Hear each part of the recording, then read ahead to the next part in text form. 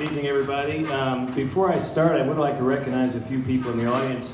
There's some of my colleagues are here. Bill Bronson is here, Commissioner Bronson, and Commissioner Moe is here as well. So, like the secretary back in Washington, we'll be putting a flag over the top that indicates a quorum is here. So, and is there other, I think I saw Commissioner Weber here. Is she here, Jane? Hi, Jane. Good to see you. And Doug? Oh, okay. So those are the current folks who are ensconced in office. How about hopefuls out there? Are there any candidates who are here tonight with us? Let's see. Doug, is that you over there? Stand up and say hello to everybody. Doug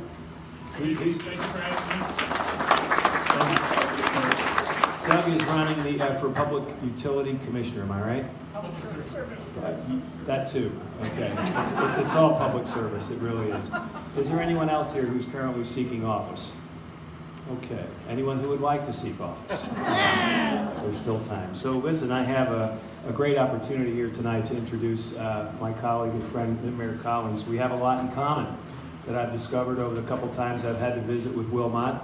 For example, we both came here in 1994. We both came to Montana in 1994. I had a 12-hour car ride from Seattle with my family and my furniture, and Wilmot took 2.5 years to get here from Ghana, so we have that going for us.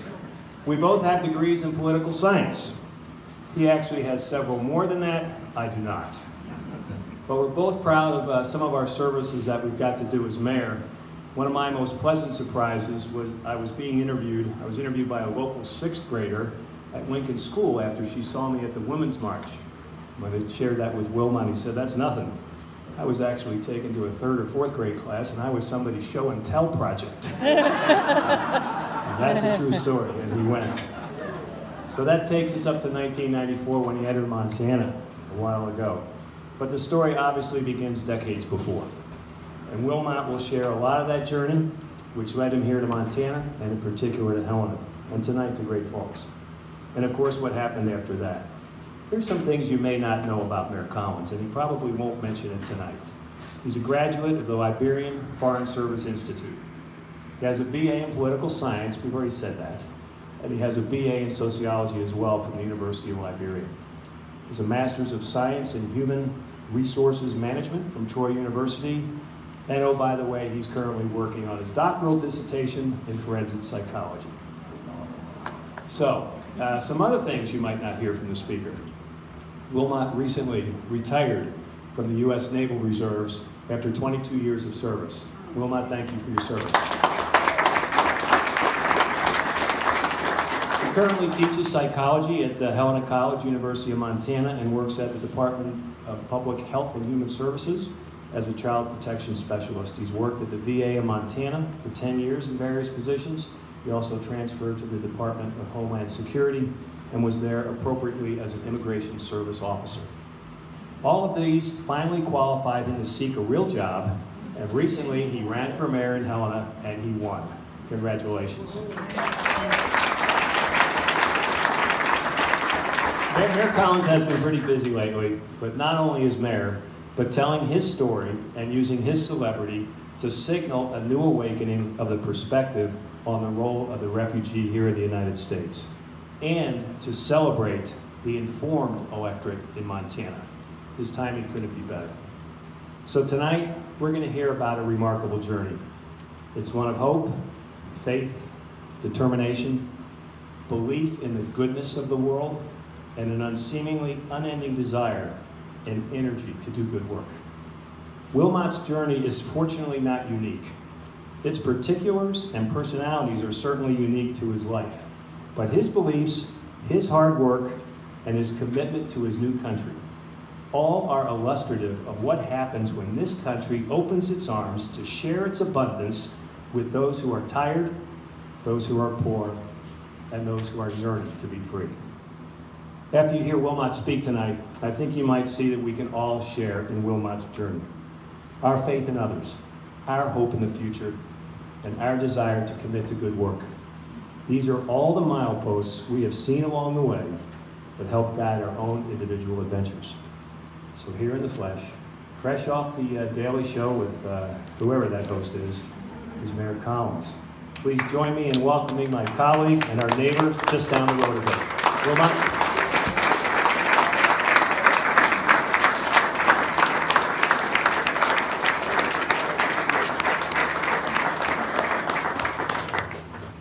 Thank you. I didn't know he was talking about me.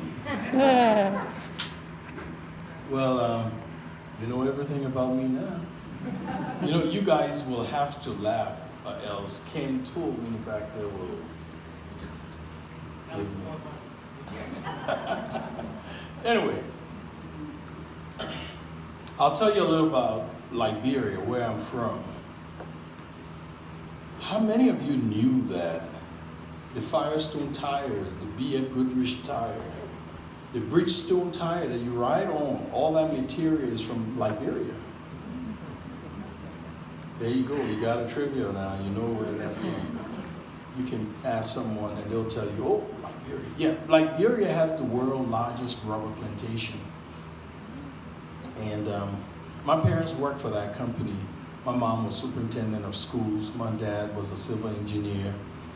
And both of them got their graduate education through the U.S. government scholarship to Liberian government. So my mom came and went to San Francisco State University, got her master's in education. My dad went to Howard University, got his civil engineering degree. So, and in Liberia, as you know, I'm sure some of you are aware, it was established by slaves that were freed from this country. As a matter of fact, our first president, Joseph Jenkins Roberts, is from Virginia. Yes, and several others. Slaves that were freed from America, they got on the Mayflower ship and they took them to Liberia. And when they landed, they named that place Liberia. In Latin, liber is free, so it's free land. And because of one person, they held in high esteem, because this person literally purchased slaves and sent them to freedom. They decided to honor him when they got to Liberia, and they named the capital in his honor. And that was James Monroe. The capital is Monrovia, in James Monroe's honor. And when the slaves arrived in Liberia, they named places where they had lived here. Like, I'm from Maryland in Liberia. I went to school in Virginia. We have Louisiana, we have Georgia, we have Mississippi. All of those places are in Liberia. So apparently those were the places the slaves lived, and that's the names they knew down south. And they took all of that to Liberia. Liberia was Africa's first independent nation. It was never colonized by any superpower. Straight out of slavery, they established a nation. And was very peaceful until 1980, when the president at the time, William Talbot, whose father was from South Carolina. He was born in Liberia. His father migrated to Liberia. And the son rose up to become president. He was also a Baptist minister. And because Liberia was a sovereign nation, in late 1979, he decided to establish diplomatic links with USSR. And 6 months after he established diplomatic links with USSR, he was murdered. And right in his bedroom next to his wife. And his wife said, the person that killed her husband was of Caucasian descent. And the only Caucasians we had in our military were U.S. military advisors. So you make up your mind. I'm not going to make that up for you. So anyway, when the military took over, things got really, really bad. Because we had a military leader who was a master sergeant. And in Liberia, unlike here, you joined the military when you were failing regular school. Then your parents would say, okay, I'm sending you to the military because you can't do, so the military in Liberia didn't have the cream of the crop like here. So they had the dropouts and all of that. And we had a master sergeant who became the president, the head of state. And he was pretty ruthless. You know, here in America, you better treasure your freedoms because, you know, I see all kinds of talk. People can say whatever about your leader, free speech, right? In Liberia, you dare not do that because if you couldn't say anything positive about the leader, don't get caught saying something negative because the following day you and your family might disappear. Things got that bad. A lot of people fled Liberia because of that. And in 1989, December 24th, some of those people that fled Liberia decided to come back into Liberia and take out the military ruler. And their leader was Charles Taylor. He was one of those that fled Liberia. And Liberia went to Interpol and told them that he had embezzled some money. And he was actually arrested. Charles Taylor was arrested in the US. He was in prison in Boston maximum prison. And somehow he broke jail. That's the first person ever to break Boston Max. I don't know how he did that. But he broke jail, he formed a rebel group, and he entered Liberia. Now, I don't know how he got out of the country. I don't know how he got to, you know, there's so much more. But anyway, Charles Taylor came into Liberia and a bloody civil war ensued. In the first 3 months of the war, the United Nations estimated 250,000 Liberians died in the first 3 months. Think about it. I lost 2 brothers, my wife lost an uncle, I lost an uncle. I mean, almost every Liberian suffered that war. And things started deteriorating so fast because other West African countries saw that the pride of Africa, Liberia, had diminished to nothing. And so other West African countries decided to get together and form a peacekeeping group to send to Liberia to bring peace. When they did that, the rebels refused for them to come in because they thought the peacekeepers would stop their march on to the capital city. But the peacekeepers came in. And October of 1990, almost a year later, we heard about the second ship that brought in peacekeepers. And my wife and I decided we had to go on that ship because things had deteriorated to nothing.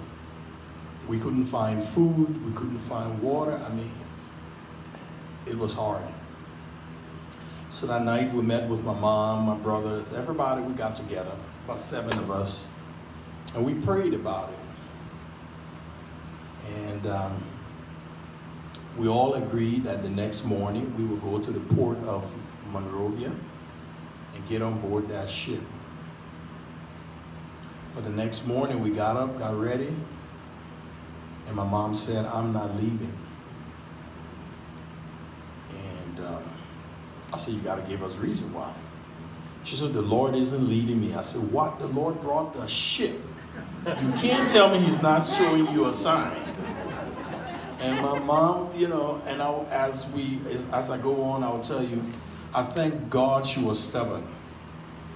But she refused. She said, "The Lord is not leading me, and I'm not going." And she took her $5 and handed it to my wife and I and said, "Go, God be with you." And so my wife and I walked to the port. When we got to the port of Monrovia, to get on board the ship, the line was more than a mile long. We were all the way to the back, not realizing that people had been there for days. And so we stood on line Friday. We stood on line Saturday. We stood on line Sunday. Finally, Sunday at 9:47 p.m., my wife and I were chosen to get on board the ship. At 10 o'clock, they did not accept anymore because it was estimated at 10,000 Liberians had gotten on board that ship. They closed their gates at 10 o'clock. We were just lucky. When we got on board the ship, then I turned to my wife. I said, "Where are we going?" We didn't know where we were going. All we wanted to do was get out of Liberia. And I'll tell you some of the reasons why we wanted to get out of Liberia. My wife was in medical college. And so during the day, because they allowed her to get into the local hospital and work. And at night, they would sleep there. So I started doing the same. We'll put on white coats and pretend to be doctors and all of that. And then the soldiers came and raided the hospital. And the doctor said they couldn't keep us anymore. They couldn't guarantee our safety. So we had to leave. And the closest place to the hospital was my sister's place. And I said, "Let's go over to my sister's place." And we got there. There was heavy fighting to take over that area. And we were on the floor of that apartment for 3 days because stray bullets were just going through. Whatever you needed to do, you had to crawl for 3 days. Finally, the third day, we heard, "Get out, get out." And we got up. When we got out, and it was the soldiers telling us to get out and move further back, we literally had to jump over bodies because the place was littered with bodies. And we fled and we went. And when I met my mom, we said we're going to go to the area, to the American embassy. And that was the safest area in Liberia because they had the Marines taking care of the embassy. And so the soldiers and the rebels, they did not go in that area for fear. And so we went there not knowing where we were going. We went there not having a place to stay. So we were just outside. The second day we were outside, this lady recognized my mom and said, "I have a room to take you out of the element, but there's no bed, there's nothing in it." And we jumped at it. So all 7 of us were in this one room. We would sleep with our backs to the wall because there weren't any beds or anything. And that's when we heard about the ship and we got on board the ship. So those are some of the things. I still remember my wife and I went looking for food this day. And the only thing we found was Pepsodent toothpaste. I'll never forget Pepsodent. I didn't know it tasted so sweet. No, I'm serious. We found Pepsodent and I would suck it up and then pass it to my wife. She would suck it and pass it to me. And that's what we had for food. Yeah. So anyway, that's part of some of the reasons we left, because we were dying, literally dying of starvation. So when we got on board the ship, we didn't know where we were going. So we kept asking people. They themselves didn't know where we were going. Somehow, somewhere, we heard they would end up in Ghana. But from Liberia to Ghana on board that ship was 3 days. We had already spent 3 days on land without food and water. Now we're on a ship for another 3 days without food and water. And when we got on board the next morning, we heard wailing, people crying. Some of their loved ones had died, and they had to dump them overboard. Because we didn't know where we were going. You can't keep a body for 3 days.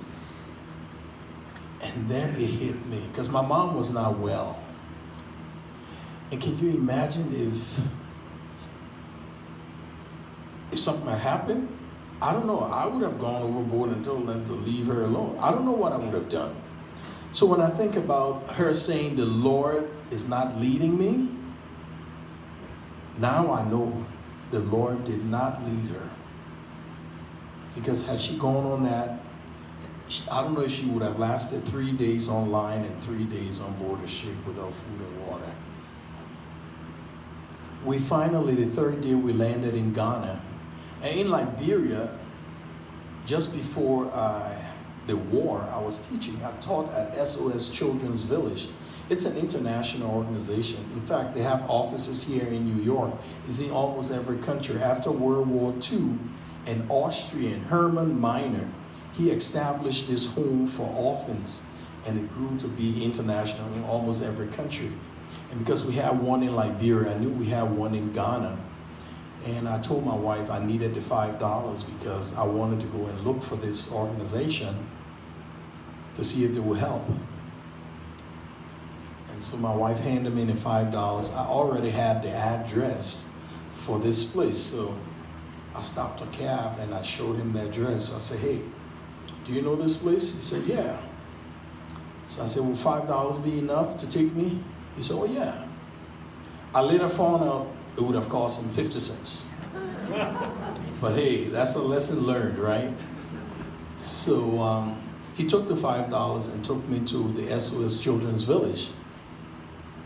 When I got there, I asked to meet with the director, and he came. And I introduced myself to him. I said, you know, I'm Wilmot Collins. I teach at SOS Liberia. He said, can you identify yourself? For the first time in my life, I couldn't prove who I was. Because traveling with an identification card was almost a death sentence in Liberia. So nobody had IDs. And then now I'm in another country. I fled into another country. I was an undocumented immigrant, whatever you call it, illegal, whatever you want to term it. So I couldn't prove who I was. And he looked at me. He said, okay, I have some kids from Liberia who came on the first ship. If they can identify you, I'll help you. I said, please send for them. I was the teacher. They should know me. When those kids came and saw me, they started crying. I was confused because I thought they would be jumping all over me. Oh, Mr. Collins, oh, Mr. Collins. And they were crying. And then I asked to use the restroom. I went into the restroom and I looked in the mirror. Then I knew why they were crying. I got on that scale. When they knew Mr. Collins, he was 172 pounds. That day when I weighed myself, I was 90. Wow. 90. Just the grace of God. So the director said, I'll help you, I'll help you. And so I said, well, I have my family at the port. My wife was there, my brother-in-law was there. And he said, okay, I'll send a van. And we went and got them and we came over to the village. And the very next day, you know, God takes care of the fool and innocent. I'm telling you, the very next day I was hospitalized for 7 days. I was suffering from malaria. None of that showed while we were on the run until I got into safety. I was suffering from dehydration, malaria, starvation. You name it, I had it. 7 days later, I got out, and the village said, well, you used to teach. We'll put you back into school. My wife was a medical student and put her in the clinic to help out. And after about 3-4 months of doing that, my wife called me and said, these people are really nice, but let's go to America. I said, how do you suppose we do that? She said, let's go to Montana. I said, one minute you said, let's go to America. The next minute you're saying, let's go to Montana. Make up your mind. She said, Montana is in America. And I'm like, oh, geez, okay. So I said, how do you suppose we do that? She said, I still have my wife now, 1984, 83, 84, she was an exchange student from Africa. And she went to Helena High. In fact, she and Governor Bullock were classmates. Yeah, so, and the host family she lived with, she was still in touch with them. And she had called them up and said, hey, can you help us? We want to come to America. And of course, they were more than willing. They didn't know the process. We didn't know the process. So we were blind people, blind leading the blind. And then finally, our host mom, Joyce, decided to ask Care College, and Care College awarded my wife a full scholarship to do nursing, and they put me on the scholarship as her dependent. So we went to the embassy to obtain our visas, and we were denied. Even though we had every document that they requested, we were still denied. And then we told the knock signs that we were denied, and they told us not to give up. They were going to call the Congress people, they were going to call the senators, and they did. And man, they rained down on the embassy, because Pat Williams called, Max Baucus called, Conrad Burns called. And the embassy car came looking for us. And they said, who do you have in America? I said, I don't have anybody. They said, we were sent for you. We've never been sent for any refugee and this, and we sent for you. So they give us another interview. So my wife and I went to the embassy, and they said, only one of you can go. So take your pick. So I said, well, my wife has the scholarship. She will go. And so they granted her the visa to leave. They granted her the visa August 6th of 1991. And around the 10th, she got really sick. We took her to the hospital. And the doctor comes out and says, congratulations, Mr. Collins, you will soon be a proud father. I'm like freaking out. No, no, no. My wife is going to school. He said, well, she's also pregnant. And so we had to regroup, because I didn't mind my wife going alone, but now she was taking my child, well, our child with her. And I didn't know when I would ever see them. So, but she was able to convince me that that was the best thing for us. So August 21st, 1991, she left. She came to Montana. She entered Care College. And she made a good friend with a Korean lady, and they fixed their schedule opposite each other. When my wife was running from her class, the Korean lady would hand her the baby, and she would run and go, you know, so they did it that way, because the Korean lady she was in a dormitory, so my wife would go to her dorm and keep the baby, and then when she had to run to class, she would pass the baby off, you know, and they did that for a few years. And in the meantime, I'm in Ghana. And I couldn't find a way to come to to America. And then I heard that the United Nations was registering people as refugees to join their relatives wherever they were. And I registered, and when I went to the place, they said, do you have a immediate relative in America? I said, yeah. They said, who? I said, my wife. At the time, she was pregnant. I said, my wife. And she said, they looked her up. Oh, you don't qualify. She's a student. She's on student visa. So I was turned away. So because I was turned away, Liberia had gotten us had gotten a ceasefire. And so I decided to go back to Liberia because it was very difficult living in Ghana. So I went to Liberia, and then the ceasefire broke. And this time I fled into the Ivory Coast. The worst mistake of my life. Because in the Ivory Coast, they speak French. And in Liberia, we speak English. So when I got into the Ivory Coast, I tried picking up all the little high school French to try to speak it. It won't come. Because what you don't practice, you lose. So I was on the streets. I already registered with the UN in Ghana, and now I'm in the Ivory Coast, a vagabond.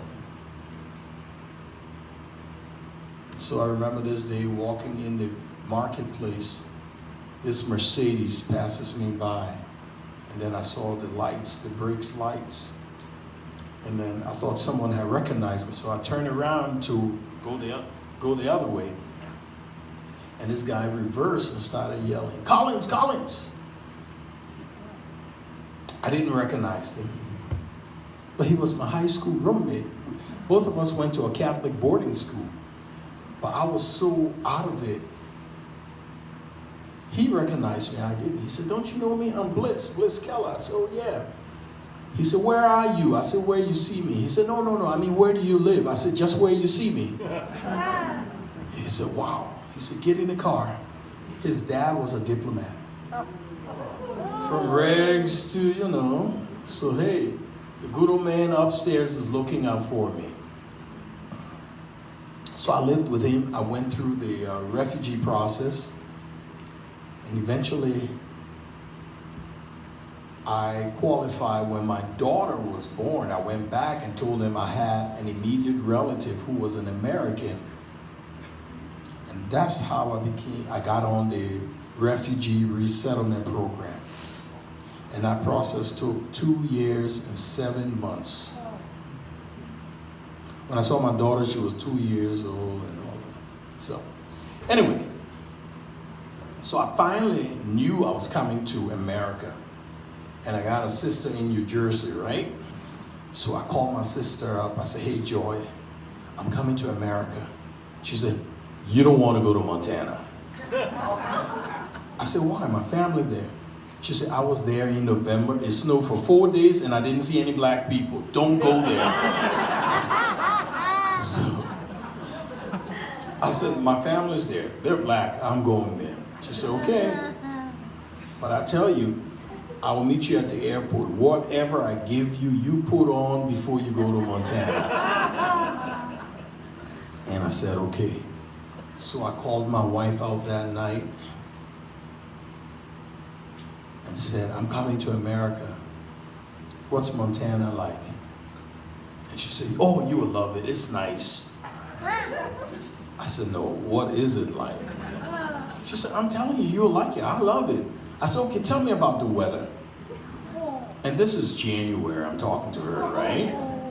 And she tells me, "It's pretty warm today. It's 29 degrees. Okay, the average temperature in Liberia is 85. And my wife tells me it's pretty warm at 29. So obviously I said to her, "You must not understand the temperature. Because there's no way anybody can live anywhere colder than ice. Because water freezes at 32, right?" And my wife tells me it's 29 and it's pretty warm. So I'm totally confused. So I told her, "Let me talk to your host mom." And she put Joyce on the phone. I said, "Hi, Joyce, I'm coming to America." She said, "Hi, Wilma, we're so happy for you." And I said, "What's the temperature?" "Oh, it's pretty warm today. It's 29 degrees. So I said, "Joyce, what is it when it's cold?" She said, "Oh, sometimes 30 below." I said, "Below what?" She said, 0. I said, "What are you talking about?" The coldest it's ever gotten where I'm from is like 60 degrees. And I've come to realize 60 degrees here, people go half naked because it's so hot. And Joyce is telling me it's pretty warm at 29 and cold at below 0, 30 below 0. You've never seen a more confused person. And the day arrived, February 15th. I got on that plane coming to America. My sister met me at JFK Airport, and she had this big bag of clothes. God, when you're so ignorant, you know, it's crazy. So my sister said, put everything on. If you go into Montana tomorrow, you wear everything. So that next morning, February 16th, do you know how hard is it to put on 2 sets of long johns? I put on 2 sets of long johns, put on a turtleneck, put on a vest, put on the big jacket. And she didn't tell me you'll be on the plane, you'll be in the airport, you know. We get on the first leg of the plane and I'm looking around. I am the only person sweating. And we landed in Salt Lake and I ran into the restroom. Boy, it felt good. And then we got on board the plane from Salt Lake to go to Helena. And this little tiny plane. And I'm sitting here, and there's this guy, my seatmate, looks at me and said, "You must be Wilmot." I almost lost it. I said, whoa, who are you? He said, "My name is Craig. I'm coming to Montana to meet you. My parents, Shirley and Jeff Baker, they awarded your wife the scholarship at Carroll." I said, "Oh my God, oh, okay, now I know who you are." And so we talked. And then the pilot gets on the intercom and said, "It's sunny and warm in Helena, Montana, 32 degrees. And I'm like, you got to be kidding me. And then we're descending, and then I'm looking out the window, you know, and I saw people in shorts. I literally saw people in shorts.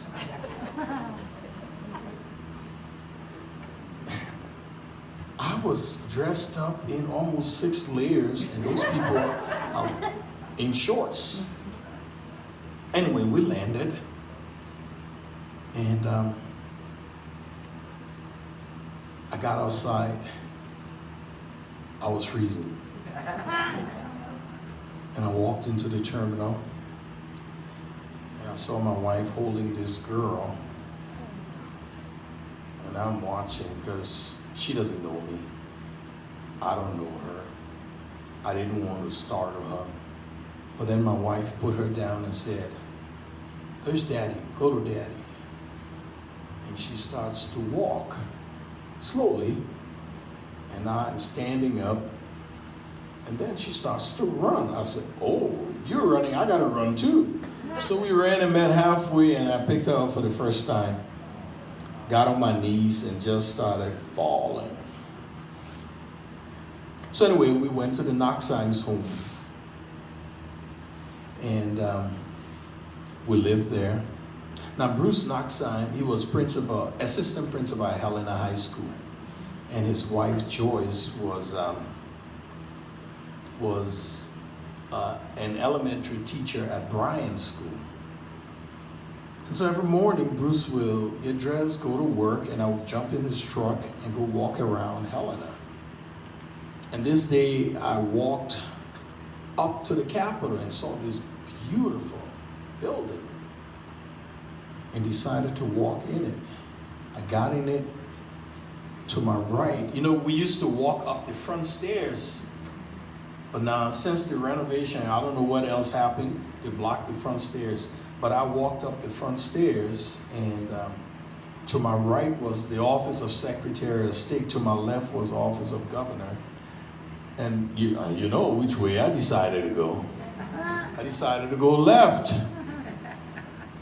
And when I got there, I got stopped. The lady said, "Do you have an appointment?" I said, "No." She said, "Would you like to make one?" I said, "Yeah." So she said, "Well, you need to write your name and when you want to meet the governor, blah." So I'm writing my name. And this guy comes behind me while I'm writing.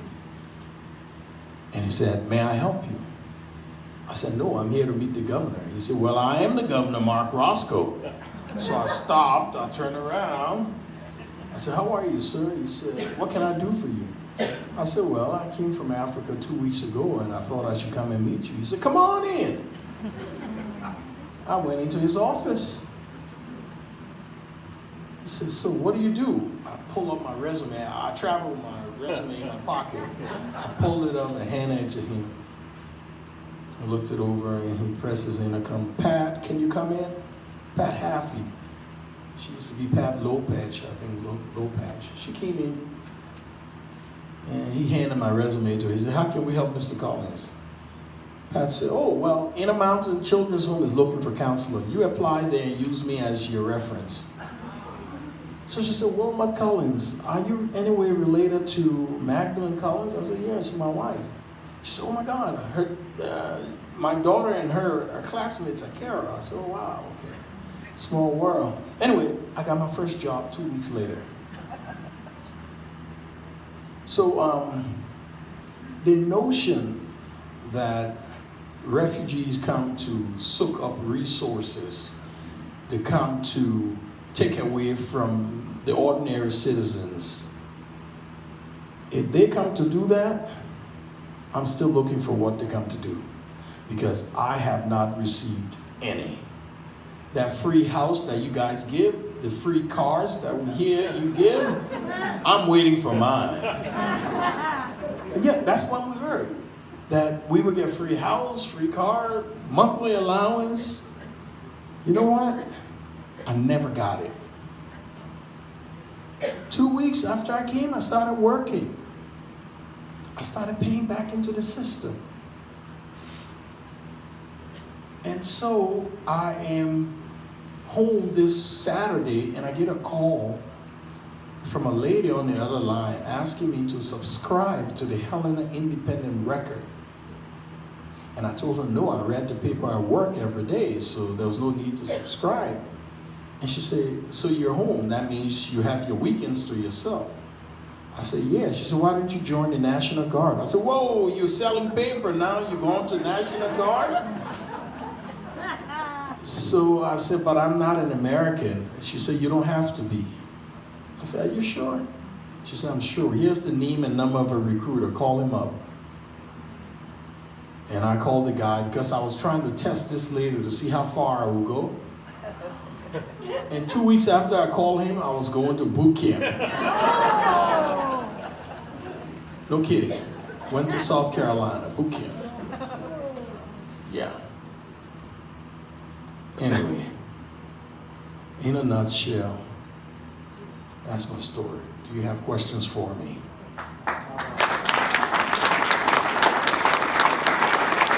Thank you. Thank you. Yes. Wilmot, tell us how it is to be mayor of the capital of Montana. How different is it from the rest of your life? From eating Pepsodent? It is different. You know, I have to say though, but Helena grows on you. Because I was sure I would not last in Helena. I was very sure. I was going to go to New Jersey and be with my sister. I was going to take my family and go to New Jersey and be with my sister. That little town grew on me faster than I knew it.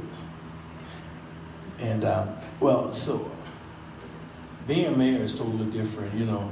This same person that walked around Helena for 24 years and nobody knew, all of a sudden, everywhere I go, I'm known. Everywhere I go, people know that they're calling this name, and I'm like, and the sad thing, you know, sometimes I'm with my wife and people say, can we take a photo? I said, sure, and then they said, no, with you. And I'm like, no, if you can't take it with me and her, you don't take it. But, you know, I'm trying to get her in, and some people get pretty adamant about, no, we just want it with the mayor. I said, well, we come together and say the two should be one. You know, so yeah, it's been a good ride. Questions? Yes, ma'am. I'm so troubled by the term that we hear so often regarding immigration that it needs to be based on merit. Mm-hmm. And I think of your story and how that decision would be made and how it would have been made for my own grandparents when they came here.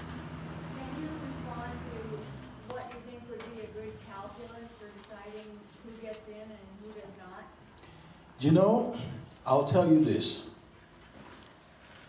Look around you. You have criminals of all caliber. You have good people of all caliber.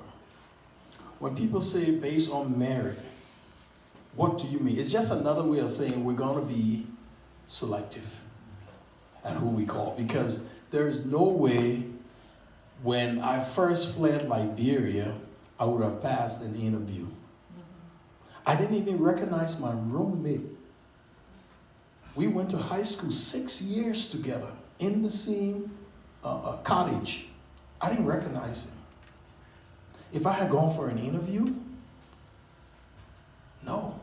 So, you know, it's sad that our government wants to do that because based on merit, I'll tell you this. Our first lady came here on an Einstein visa. I don't think she's an Einstein. So it's gonna be so selective. People they'll just pick who they want. It's not gonna be open to anyone because yet still there's a criteria to meet the refugee status. All right, and I took, as an educated person, it took me 2 years and 7 months.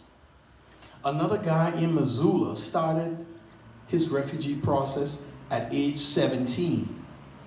And he arrived finally in Missoula at age 34. Wow. Now, and you talk about extreme vetting. What more extreme can you get? 17 years of vetting. So there are lots of, if you want to know who gets vetted the most, it's refugees. They go through everything. You don't even want to know what I went through for the medical. Every part of me, the doctor knows by now. And I had, over the 2 years and 7 months, I had over 5 different interviews with State Department, FBI, Homeland Security, NIS, Immigration. I mean, more than 5. And then I had to go through interviews with the UN. So when you talk about vetting, refugees are vetted. Don't listen to the rhetoric out there. Questions? Yes, ma'am. My son in St. Louis said he heard about you. I mean, you have national reputation now. And I just wondered, what inspired you to run as mayor of Helena? Mistake. No, I'll be honest with you. I've always said I wanted to run for public office. But every time there was a vacancy, I would backtrack. You know, as it got closer, I would just backtrack. And my son was a junior at the University of Montana in Missoula. And he came home this day and he said, "Dad, we need to talk." So I said, "What about?" He said, no, let's go out. I don't want Mom to hear us.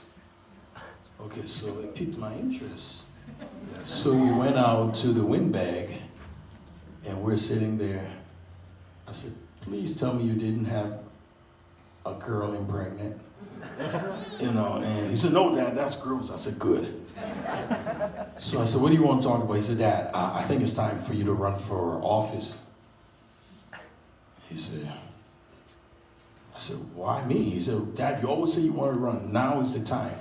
I was listening to my teacher, and he said, "Now is the time for you to do it." So I said, "But Jim is still there." He said, "I don't think Jim is running." Okay, when he said that, it piqued my interest.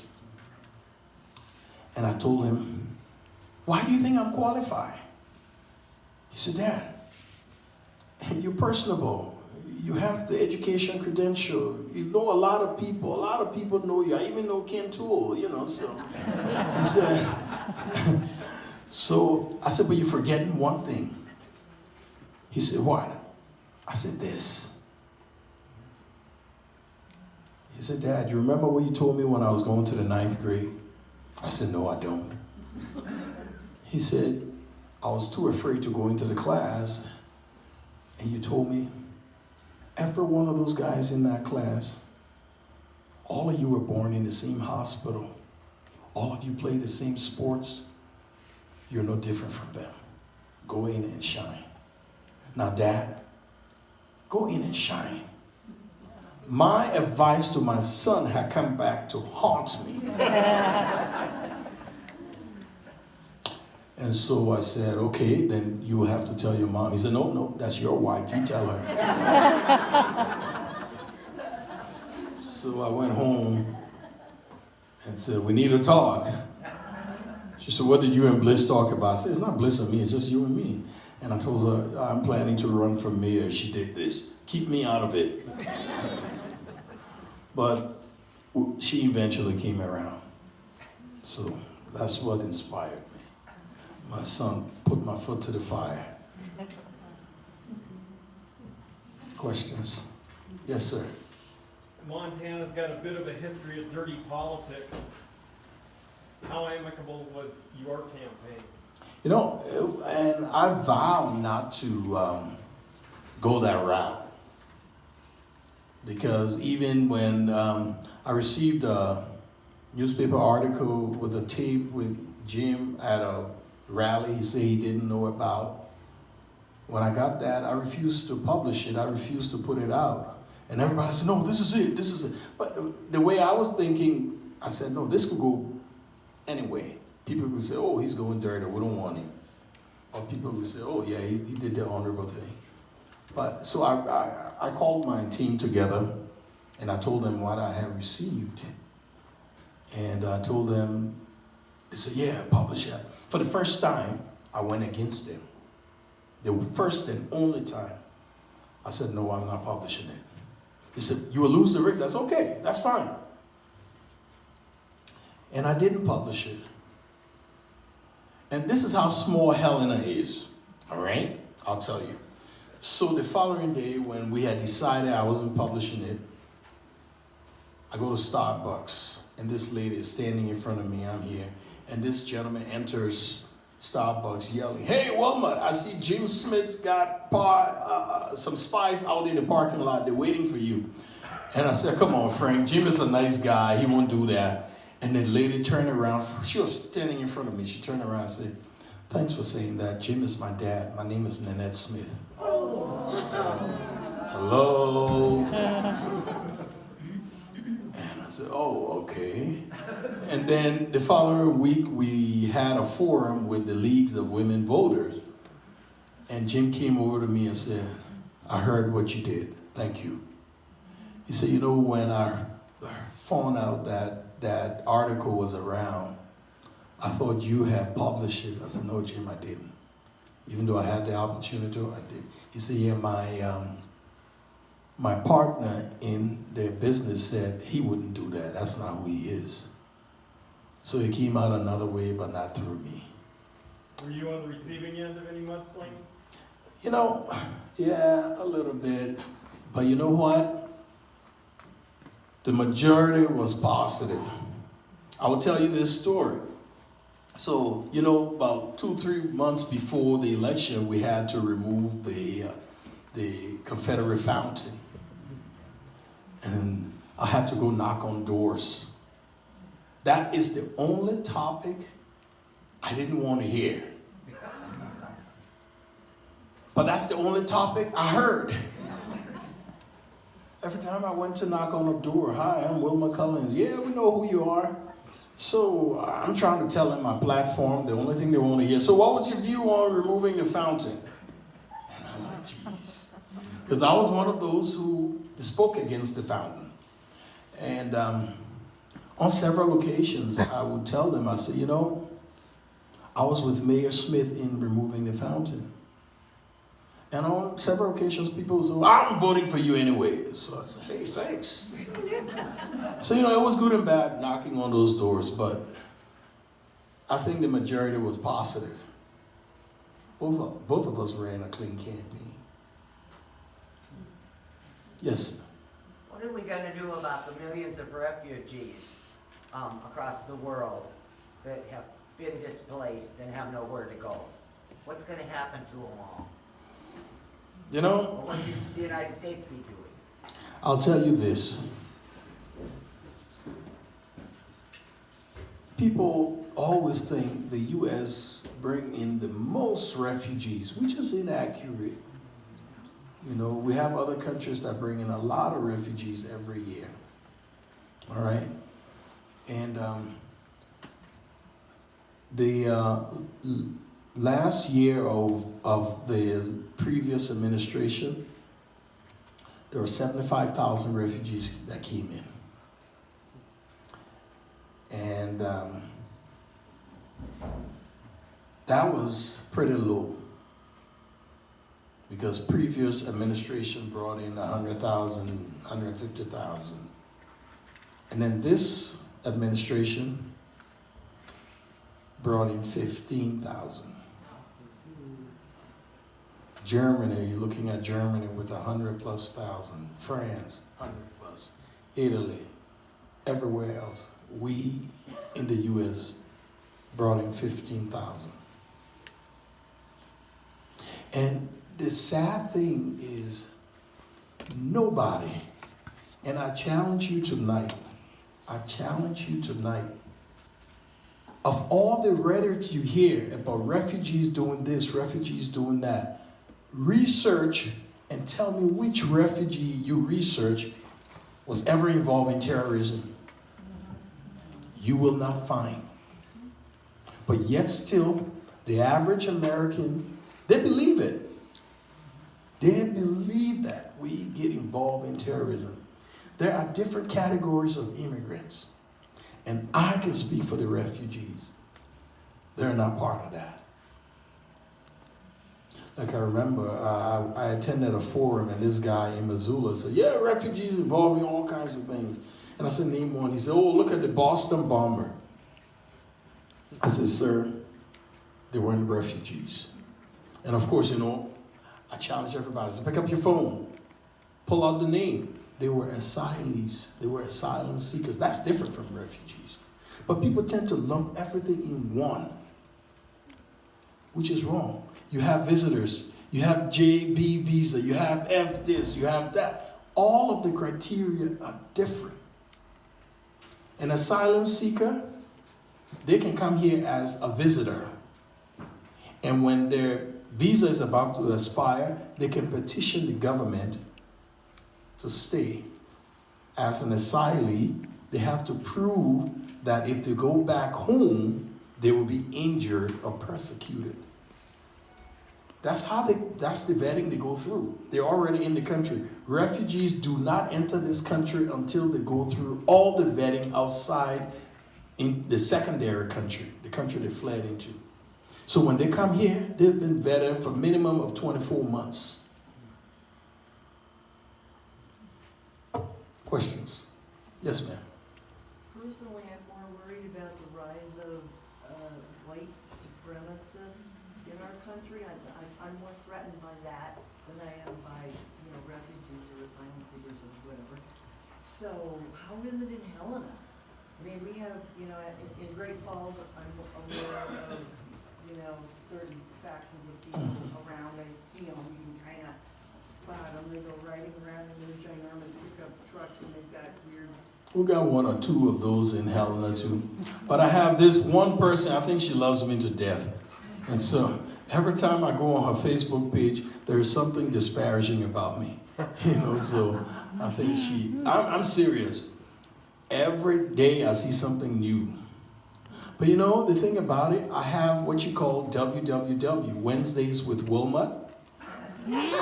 Yes, I have Wednesdays with Wilmot. The first Wednesday in the month, like tomorrow, I'll be meeting.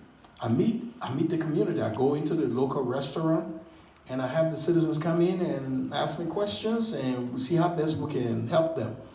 And she's never been there. She only attacks me on her page. You would think if you have all that problem, you would want to confront the person, right? She's never been.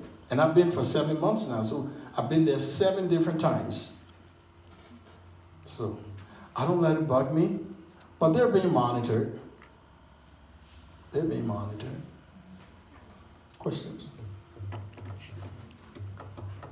Yes, ma'am. As the grandmother of the biracial granddaughter, whose father was a Jeffersonian slave. I want to just congratulate you and thank you. Keep on doing what you're doing. We've got to get past this nastiness that's going on. Yes. My granddaughter, well, she's living currently in the Phoenix area, and at school, she was approached because she's kind of, well, she's got the biracial complexion, and so she was mistaken for a Mexican. Yeah, I know that. And- My wife goes through and, that. You know, this is in the kindergarten level. The little kids were telling her, "Trump's going to deport you."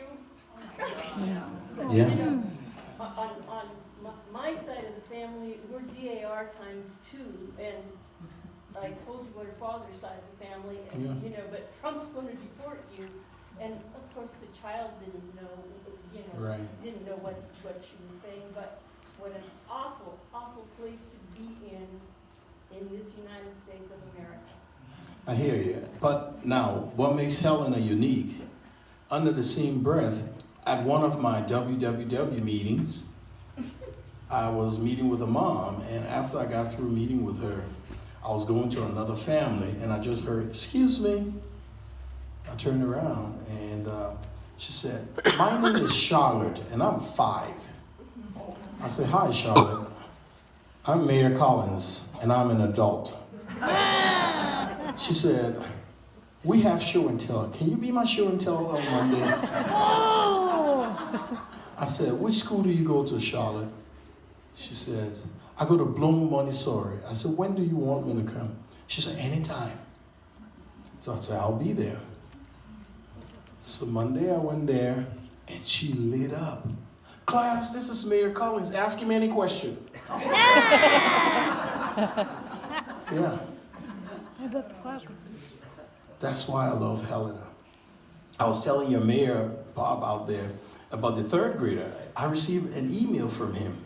"Dear Mayor Collins, my name is William Collins. Can you come to my school and tell me how you got your name? We may be related."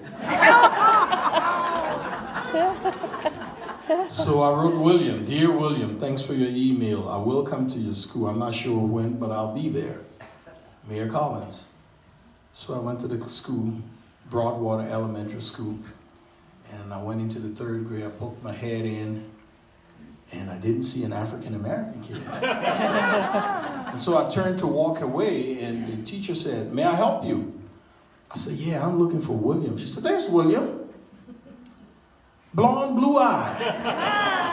And I'm looking at William. I said, "William, I'm Mayor Collins." He said, "I know who you are."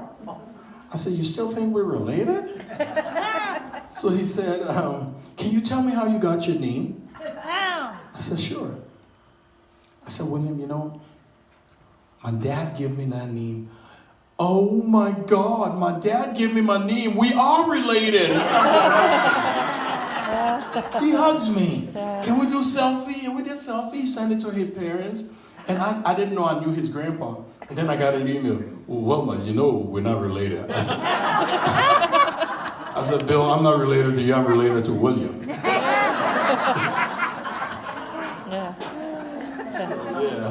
So you see, it's unique.